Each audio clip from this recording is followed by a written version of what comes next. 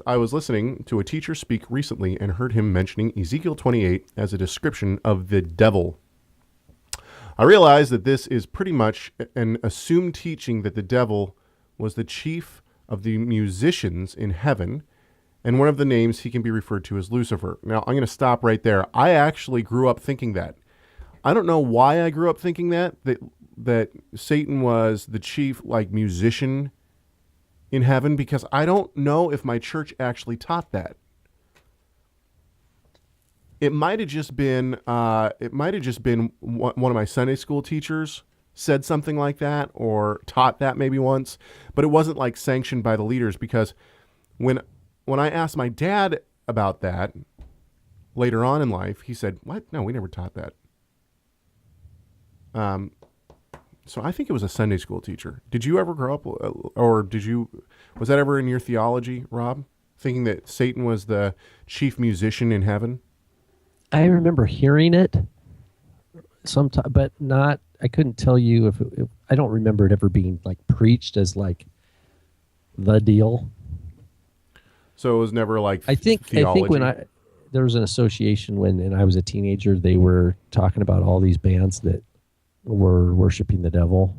That kids were listening to. Oh, like Kiss, Knights in Satan's Service, yeah, stuff like that. And so I think it was probably in that larger conversation where that idea was that the devil uses music because he was a musician or something. And then, of course, there was "Devil Went Down to Georgia." See, I grew up, which was a song by who's the guy who wrote that song? Yeah, he's a violin player. Charlie Daniels Band. And my older sister liked that song, so I memorized all the words to the song, and I would rap it. It's kind of like a country rap. But anyway, but I thought growing the up, devil playing a fiddle. See, I grew up thinking that I don't know where I got this theology too. I think it was the Apocrypha. Honestly, I think correct me if I'm wrong. Doesn't Enoch say something about Satan's inner work, his inner organs are actually musical instruments? Am I wrong about that? I don't know about that. Okay. For some reason, I got that into my head when I was a young kid. And I don't know where that theology came from, but that was just something that must have... Yeah, I don't know. Okay, so let's keep going with this email. Sorry for the rabbit trail there, everyone.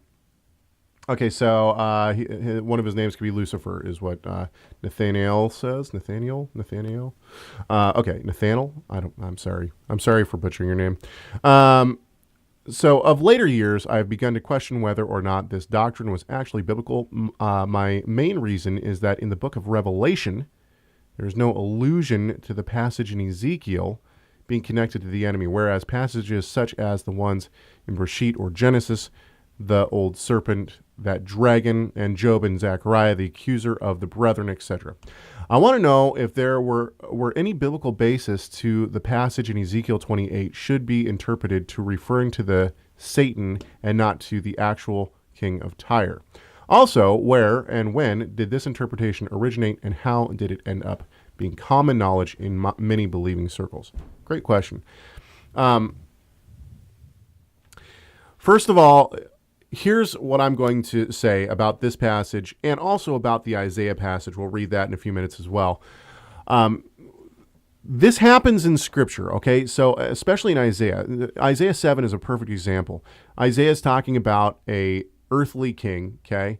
And woven into this prophecy over the, woven into this, prophecy over this earthly king is actually what we call a telescope prophecy. So not only did it pertain to the king that was that Isaiah was directly talking to, but it was actually a prophecy of the Messiah.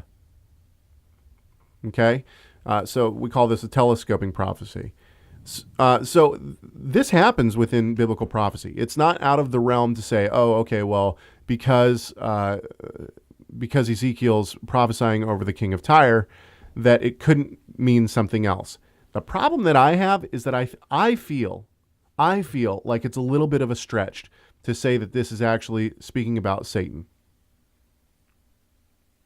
Yeah, I agree, Caleb. I mean, if you look back in Ezekiel 28 to that, because there's two different words that the Lord gives to Ezekiel for the king of Tyre, or the prince of Tyre. So 28:1 is where it starts, but I guess it's 28:2.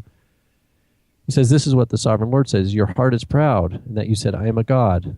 I sit in the seat of gods in the heart of the seas. Yet you are a man and not a god, though you think you are godlike." So I think that this is somehow has a message that the prophet had against Tyre and Sidon, who were these port cities, right, north of Israel. Because at the end of Ezekiel 28, it shifts and it says now to prophesy against Sidon in 28:21.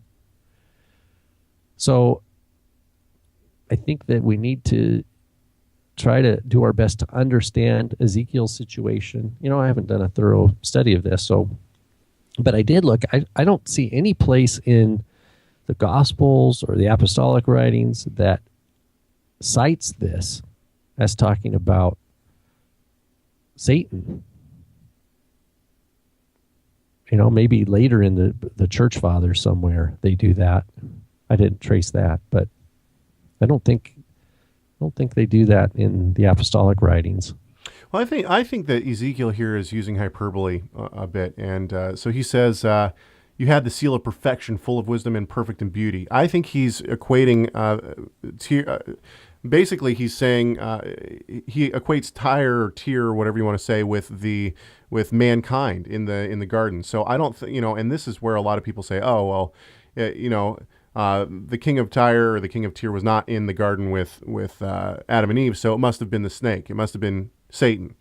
But I don't see that. In fact, what I see is that Ezekiel is saying, you were like everyone else. Mankind came from the garden, and man was perfect and full of wisdom, perfect in beauty. You were in the garden of God. And then kind of builds up this image of mankind as a whole. That's how I'm reading this. Perfect workmanship. Your settings and sockets was in you. And then you have you were an anointed cherub who covers over. So you have Ezekiel painting this picture of this mighty mankind, and then all of a sudden in the end it's like, no, Tyre. I've taken you down. Mankind has been brought low, and unrighteousness now is found in mankind, and you're like the epitome of that.